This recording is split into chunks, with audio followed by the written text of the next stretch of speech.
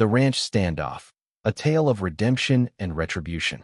The gravel crunched under my boots as I stepped onto the porch, the Texas dusk painting the sky in hues of amber and violet.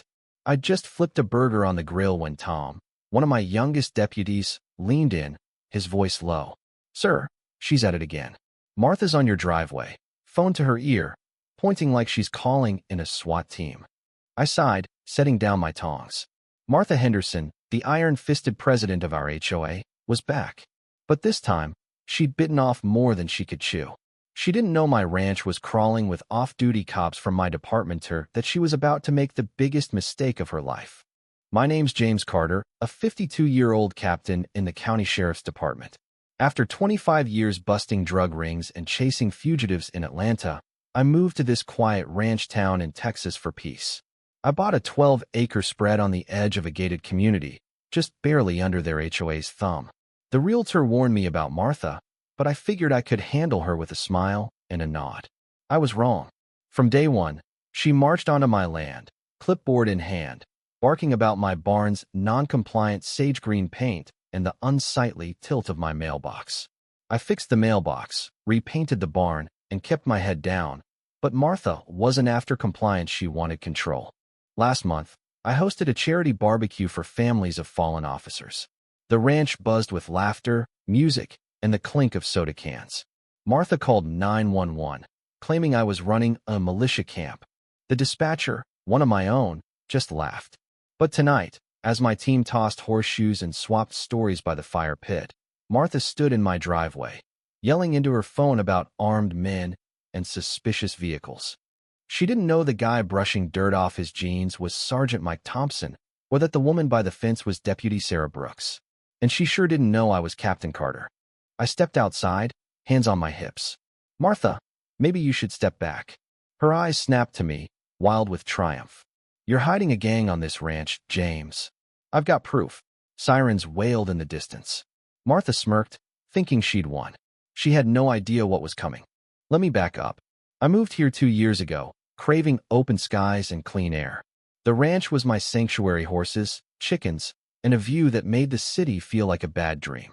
The HOA was a nuisance, but most residents were decent: retirees, young families, and my neighbor, Ray, a grizzled Vietnam vet who kept to himself. Martha, though, was a hurricane in a blazer. She'd send notes about my fence height, complain about my chickens clucking, and once left a gold-embossed letter about dust from my gravel road. I ignored her, but she kept pushing. When I hosted that charity barbecue, Martha called the HOA hotline, then 911, claiming I was running an illegal operation. My team brushed it off, but I knew she wouldn't stop. So, when the department needed a spot for our annual field dia bonding event for officers, I offered my ranch. For 3 days, my land was a hub of K-9 drills, SWAT trainees, and detectives swapping war stories. We cooked over open fires and laughed under the stars. It was perfect until Martha saw the SUVs. That evening, as I flipped burgers, Tom spotted her marching up my drive, phone glued to her ear. "Yes, I see guns," she shouted to the dispatcher. "I'm terrified." I stepped closer. "Martha, I live here." She scoffed. Not for long. A patrol car screeched to a halt. Her smile faded when Deputy Sarah and my partner, Detective Leon Harris, stepped out. "Martha Henderson?" Leon asked, removing his sunglasses. She stammered. He pointed at me. "That's Captain Carter, our boss." Martha's face went white. Before she could speak, an unmarked SUV rolled up, and out stepped Sheriff Dan Wilson. Martha's knees buckled. She hit the gravel, dust swirling around her. Sheriff Wilson crossed his arms. "You called 911 about an armed group on private property. Did you trespass?" Martha's voice shook. "I'm the HOA president. I have authority." The sheriff's eyes narrowed. "HOA rules don't trump Texas law. You crossed a line." I helped her up. "Martha, you've reported me 3 times. You called cops on cops." She yanked her hand away. "You humiliated me." "You did that yourself," I said. The sheriff didn't arrest her, but warned her to stay off my land. She drove off in her Prius, tail lights fading into the dusk. That night, as the ranch quieted, I sat on my porch, a strange sadness settling in. Martha was overbearing, sure, but her collapse hinted at something deeper. The next morning, Ray knocked on my door, holding a box of his wife's blueberry muffins. Heard about the showdown, he said, chuckling. Martha wasn't always like this. Her husband, a vet, died 12 years ago. Heart attack. She found him too late. After that, she got wound up. The HOA gave her purpose. I nodded. It didn't excuse her, but it explained her. A week later, the HOA held an emergency meeting. They voted to exempt my ranch from most of their rules, citing its distance from the main neighborhood. Martha didn't show. Then, a letter Aravedno gold embossing, just neat cursive. Captain Carter, I'm not good at apologies, but I'm trying. I thought I was protecting the neighborhood. Maybe I was protecting myself. Thank you for not pressing charges. Martha. I folded it, wondering if this was the end. It wasn't. The next weekend, I found fresh tire tracks on my land, leading to a white RV parked by the old service road. Inside, curled on the couch with her clipboard, was Martha. She didn't flinch when I knocked. You're parked on my land, I said. She looked up, eyes hollow. I didn't know where else to go. I frowned. You have a house. Silence. Then, softly, they voted me out. The HOA said I was a liability. Her voice cracked. I gave them 12 years, and they kicked me out like trash. I rubbed my neck. You can't just park here, Martha. She lifted her arms. Press charges. Get your revenge. I laughed, not out of humor, but disbelief. I don't want revenge. I want peace. Tears spilled down her cheeks. I don't know who I am without the HOA. I sat beside her. Ever try gardening without a committee? Or riding? I run trail therapy for widows and vets. You'd fit in. She sniffled. You'd let me ride your horses? I smiled. Maybe not thunder as wild, but Daisy's gentle as they come. For days, Martha stayed at the ranch's edge, quiet, respectful. She fed the chickens, brushed Daisy, and asked questions instead of issuing orders. One night, by the fire pit, she opened up. My husband had a heart attack in our garage. If I'd found him 2 minutes sooner, her voice broke. I controlled everything after that. If I couldn't save him, I'd save the neighborhood. I nodded. You were trying not to fall apart. Then trouble hit. I was prepping for a ride when Deputy Sarah called. Cap, we've got a problem. Someone broke into your stable. Local gang, trying to steal Thunder for racing. I bolted to the stables, heart pounding. The door was open. Inside, 3 kids late teens, early 20s froze in my flashlight's beam. One held Thunder's reins, another bolt cutters, the third a taser.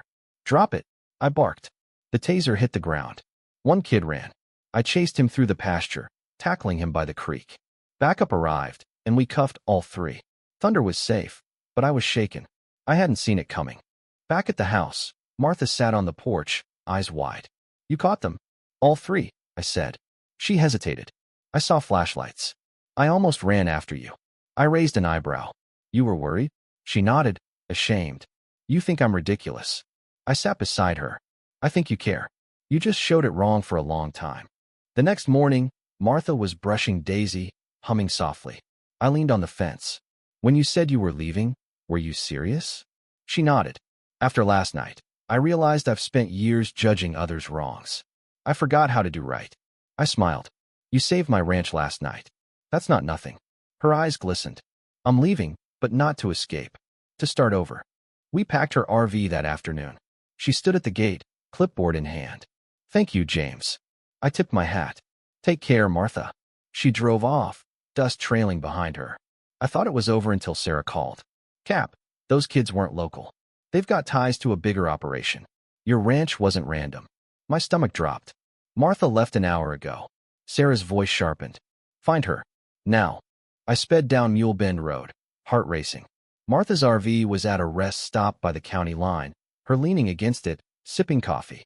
I jumped out. Why didn't you tell me someone was after you? Her thermos hit the ground. How did you? Those kids last night weren't after Thunder. They were after you. Her face paled. She sank onto the RV's step. I didn't mean to bring trouble. 2 years ago, she'd met Victor, a contractor offering a cheap fence for the HOA. Something fell off, so she dug into his past, found a sealed criminal record. When she confronted him, he threatened her, left a bullet casing in her garage. Terrified, she buried it, doubling down on HOA control to feel safe. Last week, she saw Victor at the farmer's market, his tattoo 3 aces matching one of the kids from the break-in. They're after me, she whispered, handing me a flash drive. Photos, emails, Victor's fake companies. I kept it all. I took her back to the ranch under escort. Sarah and Tom secured the perimeter, and we moved Martha to the guest house. That night, our drone picked up 3 armed figures, bolt cutters, crowbar, machete, creeping toward the guest house. I grabbed my vest, radio crackling. Code black, suspects approaching. I sprinted across the gravel, floodlights blazing to life, trapping the men in blinding white. Sarah and Tom swarmed in, cuffing them. Martha, shaken, sat on my porch. I thought I could outrun it. I held the flash drive. You just gave us everything we need. The sheriff's office raided 2 warehouses, arresting Victor and 6 others. Martha's flash drive cracked open a web of corrupt developers and politicians laundering money through HOA grants. She testified remotely, her name kept quiet.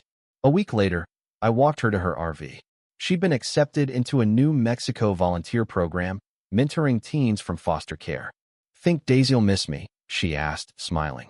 I chuckled. She'll manage. You're doing good, Martha. She handed me a postcard. Redemption tastes better than HOA potlucks. Thank you, James.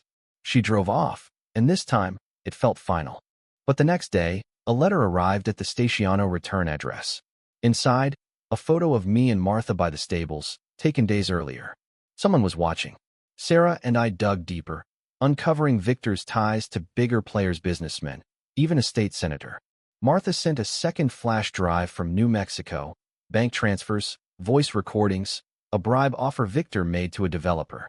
I met her at an old windmill, where she handed it over. I taped a phone under the HOA clubhouse table, she said, grinning.